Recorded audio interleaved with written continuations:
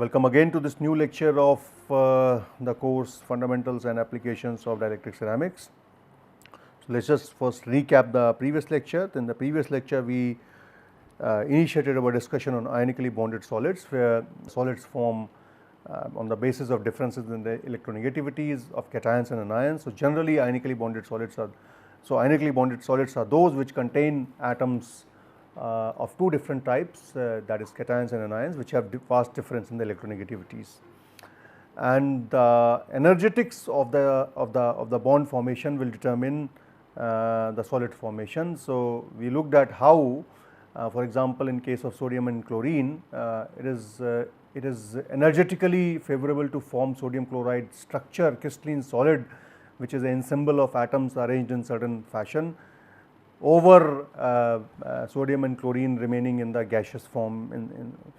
So, and because we gain in terms of energy, the structure is more stable, and there is something we worked out the expression also for energy derivation. There is something called as Madelung energy, which is essentially a manifestation of the bond energy of the solid. So, lower the bond energy of the, so more negative the potential energy of the system is, higher the bond energy will be, and more the properties such as melting point and elastic modulus, etc., and lower the coefficient of thermal expansion will be. And we saw that empirically based on that expression in a very simple fashion, that how, for example, solid like magnesium oxide or zirconium oxide or aluminum oxide will have is likely to have higher value of bond energy as compared to something like sodium chloride or lithium fluoride.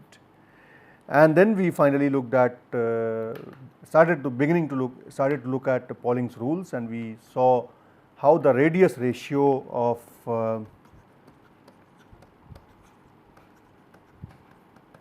cation to anion determines the structure formation. And this is basically assuming first that anions being bigger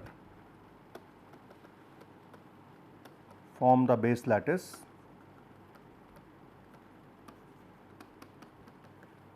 and cations occupy the interstices. And interstices that we have seen, you can have tetrahedral, octahedral, but it is not necessary to have only tetrahedral and octahedral. You can have triangular coordination, you can have cubic coordination, you can have 12-fold coordination, 2-fold coordination, and the kind of coordination that you will have is determined by RC by RA. And the fundamental reason behind that is that anions should not touch each other, they should remain little away from each other, and that is why the size of cation is little bigger than size of the void, slightly bigger than the size of ideal void. Okay. But then there are ranges for each of the void, and as long as the size is between that range, it will most likely follow that kind of coordination. Sometimes there are exceptions because of bonding, because if the material has tendency to form a covalent bond, and covalent bonds are highly directional in nature, sometimes these rules are broken. Second rule of Pauling says that charge neutrality in a solid must always be preserved. So, if you have a solid MXOY, so M, X and Y should be in such that, so that solid is charge neutral. Okay. So, if you have Al for instance and oxygen, then Al is 3 plus, oxygen is 2 minus. So, as a result the stoichiometric solid will be Al2O3, similarly Fe2O3, and so on and so forth. Solids are charge neutral, and this charge neutrality has to be maintained. Third thing is about the corner linking of polyhedra. So, corner linking of polyhedra is basically, so just think like that. So, you have let us say octahedra like this,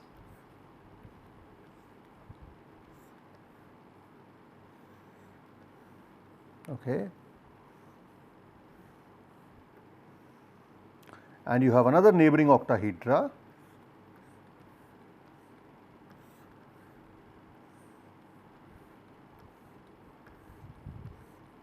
okay. So, all of these have cation sitting at the center, let us say both of them have cation sitting in the center. These polyhedra in the solid, so you will form variety of polyhedras, right.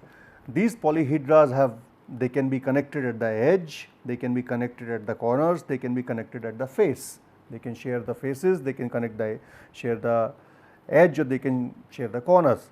And generally you will see if they are connected over corners, then the distance between these cations is larger as compared to if they are connected at the face or the edge. As you can see from this very clearly, if you connect these two over the faces, the cations will come closer to each other. If you connect them on the edges, they will again be closer to each other, but if you connect them over the corners, they will be farthest. So, this basically minimize the electrostatic repulsion between the cations. So, to minimize the electrostatic repulsion between the cations, corner linking of polyhedra is preferred over face or edge sharing between the polyhedras. And the fourth rule is, if you have crystal which contains different cations, for example, barium titanate. So, you have barium with 2 plus valence, okay, and titanium with 4 plus valence, all right. So, if you have a crystal with different cations like this, then those of high valence and small coordination number tend not to share polyhedron elements with one another, such as in barium titanate. So, you will see, for example, in barium titanate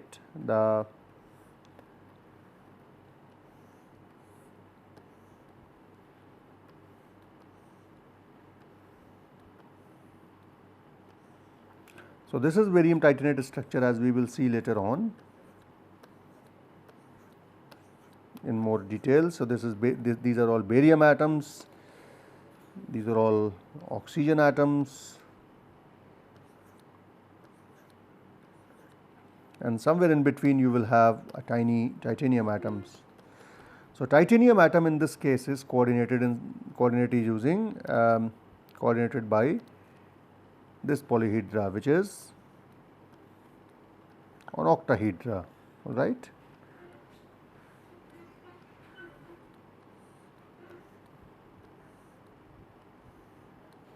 Whereas barium atom is coordinated by, I use a different color. So, this is barium atom. Barium atom is coordinated by this atom, this atom, this atom, and then so you have 1, 2, 3, and then you have 4 more crystals around it. So, you will have total of 12 neighbors. So, you can see that titanium polyhedra is neighboring the barium polyhedra, not the titanium polyhedra. So, there is a sort of staggered polyhedras, so polyhedra of titanium, then polyhedra of barium, polyhedra for titanium followed by polyhedra for barium followed by polyhedra for titanium, and that is how the polyhedras are arranged in a staggered fashion. So, they do not share they have different polyhedras for each of the cations. Polyhedra for titanium is different, polyhedra for barium is different, but they are touching each other at face or edge depending upon the configuration, and that also ensures that the polyhedras for titanium and polyhedras for barium are separated from like ions. So, barium polyhedra is separated, typically mediated by a titanium polyhedra, and that also ensures that there is a farthest distance between the two polyhedras. And then we have rule number 5, which is number of essentially different kinds of constituents in a crystal tends to be small. The repeating units will tend to be identical because each atom in a structure is most stable in a specific environment. There may be 2 or 3 different types of polyhedra, such as tetrahedra or octahedra, but there will not be too many different types. So, what it says is that it is unlikely to have too many different kind of polyhedras. I mean, it is possible to have tetrahedras and octahedras, but very unlikely you will have tetrahedras, octahedras, triangular, FCC. So, this is called as rule of parsimony. Parsimony means frugality. So, basically there will be least possible variations of polyhedras in the system than to have, otherwise it will create a very open structure, and that open structure may not be favorable, open structure or closed structure may not be favorable. But again, this is more of a guideline rather than, again it has to be determined only by the electrostatistics and energetics rather than anything else. Okay. So, these are the 5 rules of Pauling's rules. The most important thing is electrostatistics, that cations and anions should be away from each other, they should not touch each other, and it is solid should be charge neutral, and the electrostatistics is basically manifested in the arrangement of polyhedra in such a fashion so that energy is minimum, and then radius ratio determines that a certain kind of polyhedral coordination is preferred over other, just to ensure that anions are little away from each other and cations are also away from each other. And another thing that you can that is important to understand is the bond strength in these. Bond strength allows you to determine the charge neutrality and the coordination environment with respect to coordination environment. So, basically bond strength is defined as ratio of valence of an ion to its coordination. So, bond strength for a given ion is valence of that particular ion divided by coordination number of that ion. So, in a stoichiometric and charge neutral ceramic, the bond strength of cations must be equal to those of anions. This ensures that you have charge neutrality. So, for example, if you take ZnO, okay, ZnO has in its cubic form, Zn has valence of 2 plus, okay, and the coordination number of zinc is 4. What it means is that oxygen also have valence of 2 and its coordination number also has to be 4, so that the bond strengths are equal, so that the solid remains charge neutral. You cannot have oxygen coordination number of 6 or 8, it is not possible. Okay. It will rule out the charge neutrality, it will violate the charge neutrality. Now, if you go to, for example, Al2O3, okay, in case of Al2O3, aluminum has a valence of 3, it has a coordination of 6. What it means is that oxygen has a valence of 2, it will have a coordination number of, they will have different coordinations in this case, okay, but this coordination is necessary to ensure the charge neutrality. Okay. So, this is how, so this is for cation, this is for anion. So, this is how this bond balance rule helps you in determining whether you got it right or not. Now, let us look at some of the typical ceramic structures which are followed by a lot of dielectric materials, and let us see what these structures are. So, generally the structures are based on cubic close packing of ions, that is anions, which means anions will form a base lattice which is FCC structured or cubic close packed, and cations will occupy interstices in them. You can have structures in which anions will make a HCP lattice based on hexagonal close packed structures, and again cations will occupy the interstices, and you can have some other deviations such as cubic packing, just the cubic packing or some other forms of packing. Let us see what these structures are. So, we first begin with compounds with FCC packing of anions. The most we will look at 4 structures here. We will look at rock salt structured compounds, which are basically rock salt is sodium chloride. Then we will look at fluoride structured or anti-fluoride structured compounds. We will look at zinc blend structures, and we will look at spinel structures. These are the 4 structures that we will look at.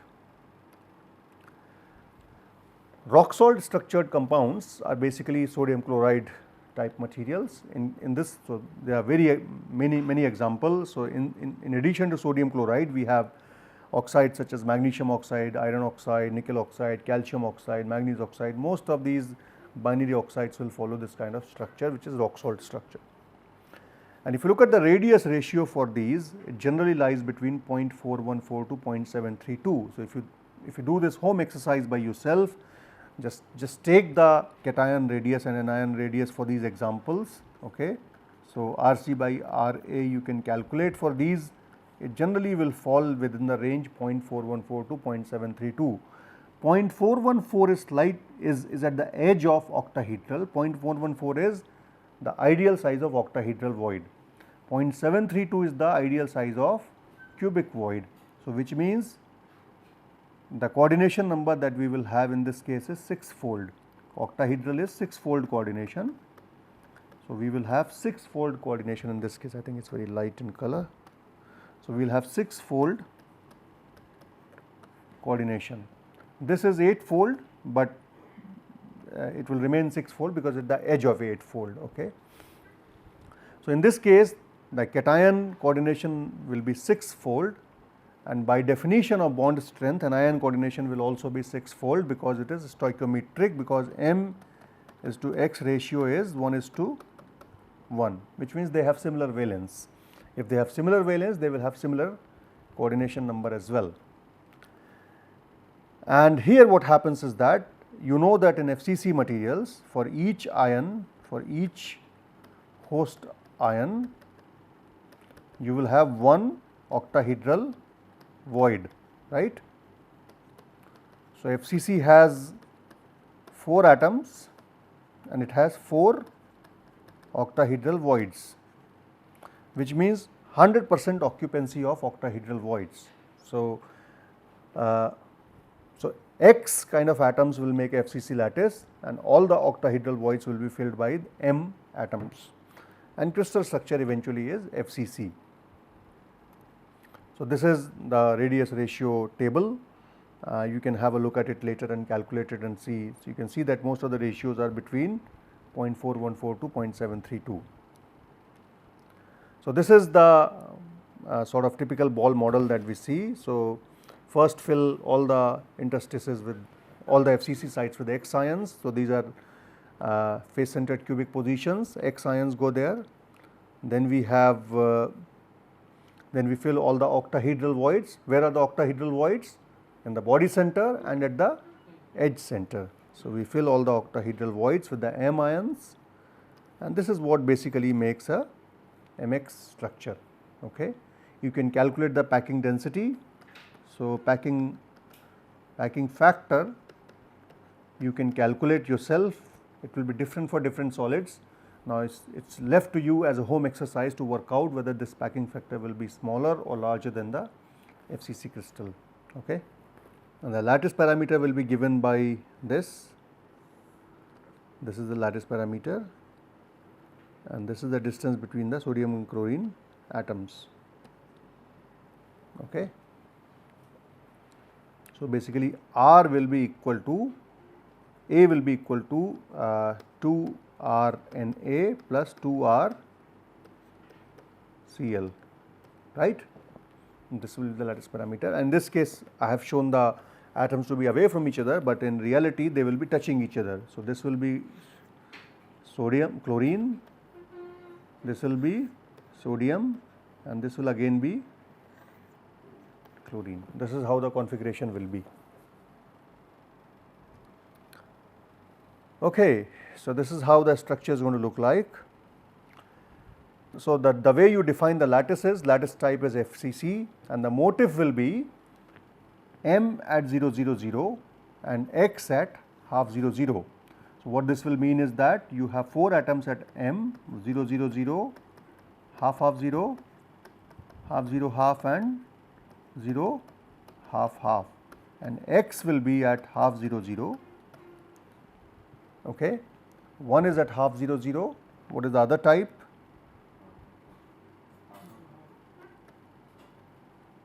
Zero half 0. Another will be at 0,0 half, and then last one will be at half half half. You can see that these positions are shifted by half 0,0 with respect to the previous one, right. So, if you add so you have added half 0,0 to 0,0,0. If you add half here, then this will become 1, 1 is equivalent to 0. So, this becomes 0 half 0, similarly 0,0 half. So, it is basically displacement of half to each of the atoms. Okay. So, when you define FCC, you just have to write at 0,0,0 and half 0,0,0. It automatically means that you will have translation vector accordingly. You have 4 formula units per unit cell, and you can satisfy the bond strength principle by yourself. Okay. So, this is a rock salt structure, and this is how you can view this structure in different ways. You have these so this is 110 plan view. You can see that you have columns of octahedral voids which are filled, but columns of tetrahedral voids which are empty. So, different ways of representing the structure. Then second structure is fluorite or anti-fluorite structure. In this case, fluorite structure is basically M2X kind of structure, MX2 kind of structure, and M2X is anti-fluorite structure. So, anti-fluorides are generally sodium oxide, potassium oxide, lithium oxide. Fluorides are generally calcium fluoride, zirconium oxide, thorium oxide, ruthenium oxide, etc. So, again the coordination number goes as per radius ratio. For anti-fluoride structure, Rc by Ra is 0.225 to 0.414. So, lithium is for example 0.059 nanometer, sodium is 0.99 nanometer, and so on, and oxygen is 0.14. So, generally, so in these structures cations will have 4-fold coordination and anions will have 8-fold coordination. Okay. Cations are very small as compared to anions. You can see the difference is very small. In case of fluoride structure, it is a little bit different. For example, atoms like uranium, pretty big atoms, 0.1 nanometer, zirconium 0.084 nanometer, cerium 0.097 nanometer. As compared to oxygen, they are pretty big. So, in this case, the radius ratio is such that, so that you will have anions, cations will have, sorry, it is other way around, anions will have 4-fold coordination and cations will have 8-fold coordination. This is how the structure is going to be like. So, this is the typo here. So, it is 8-fold and 4-fold. So, it is other way around, and this again you can verify using the bond strength rule. I mean, all right. So, if you are in this case UO2, your cation has a radius of cation has a valence of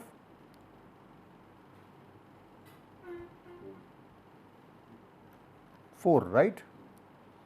It has a radius ratio which falls in the range 0.732, which means it is 8-fold, right, which means your anion has a radius of has a valence of 2, its coordination number has to be 4, okay, and likewise in the previous case. So, here the structure is like this. This is the anti-fluorite. In case of anti-fluorite, oxygen atoms occupy the face centered positions and the lithium atoms are in tetrahedral voids. All the tetrahedral voids are filled. So, you can see that lithium is 4-fold and oxygen will be 8-fold, because you have, this is oxygen, you have one lithium atom here, but each corner atom is surrounded by 8 unit cells. Okay. So, there will be 8 lithium atoms surrounding it in all the 8 directions. So, there will be one here, one here, so one here, one there, one there, one there, and then of course, there will be in the front as well. So, 4 in the front, 4 in the back, you will have total of 8 atoms surrounding it. So, so you will have unit cell, one unit cell on this side, one unit cell on the front side, two on the front, and then 4 on the back. So, all of them will contribute 1 atom each. As a result, it will have 8-fold. When you go to fluoride structure, it is opposite to that. In the fluoride structure, oxygen will be, so this atom will become oxygen and this atom will become zirconium or uranium or whatever it is. Okay. You can represent the fluoride structure little differently. Fluoride structure, since we are saying that lattice is made by the anion, it can be represented in a different form. The fluorine makes a FCC lattice. Okay. So, this is the first fluorine lattice, number 1, number 1, number 1, number 1, number 1, number 1, number 1, number 1, 1, okay. Okay. This is the first fluorine lattice. The second fluorine lattice is, so you have, since you have CaF2, you have 2 fluorine ions and 1 calcium ion, all right. So, one FCC lattice is made by one type of fluorine ions, second FCC lattice is made by these fluorine ions. This is also a fluorine lattice.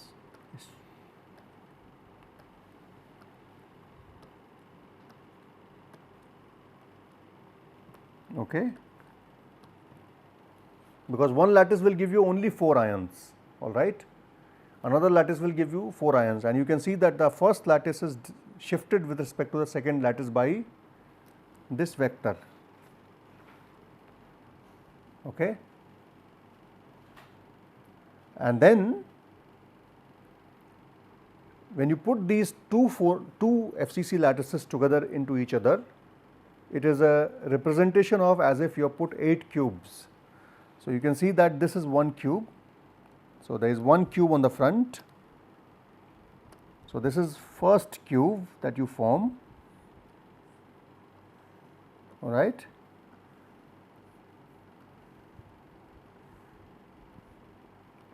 This is the first cube, then you have second cube on the back, third cube on the side, fourth cube on the side, on the back side, and then 4 cubes on the top. It is like 8 cubes on top of each other, and the way calcium goes in it since calcium has now 8-fold coordination. 8-fold coordination is nothing but cubic coordination, okay. So, basically calcium goes into these cubic voids. These are cubic voids. So, 2 on the front diagonally, 2 at the bottom diagonally, rotated by 90 degrees, okay. This is how this lattice is. So, this is a real representation. The lattice is made by anions and the cations go into the cubic voids. This is the real representation of the CaF2 lattice. It is a little difficult to visualize, but this is how you visualize in reality. So, basically you can say the lattice in both cases is FCC type. The motif for antifluorite is X is at 0 0 0 and M is at quarter quarter quarter and 3 by 4 3 by 4 3 by 4. When you say you have 8 atoms, which means you have 2 FCC lattices, one is made by this, second is made by this, okay. So, in total you have 3 FCC lattices. In case of antifluoride, 1 FCC lattice of anion, 2 FCC lattices of cations. In fluoride structure, 2 FCC lattices of anions, 1 FCC lattice of cation, okay, intermingled into each other, otherwise they will not make FCC structure. All of them have to follow FCC structure. So, the moment you have this A2X, you will have 2 FCC lattices of A, 1 FCC of X. The moment you have AX2, you will have 1 FCC of A and 2 FCC of X. This is how it has to follow the, sorry, the color is little dull. So, A2X, AX2, 2 FCC lattices of A, 1 FCC lattices of X, 1 FCC of A and 2 FCC of X. This is how it has to be, okay. So, basically A2X and AX2 are sort of inverse of each other, and both of them have 4 formula units per unit cell. The structure has basically corner sharing of tetrahedras, and since there is nothing in the octahedral place, they don't have they have a big void at the center of the unit cell, and that is why many of these materials are very good ionic conductors. So, they are used for batteries and fuel cells. A lot of fluoride structure materials are used for batteries and fuel cells. So, we have run out of time now. We have discussed sodium chloride and fluoride structured compounds. In the next class, we will look at the sphalerite and spinel structured compounds. Before, we looked at perovskites, which are very important for dielectrics, and then we look at some of the cases of hexagonal structured compounds before we finish the structural part. Okay, so thank you very much.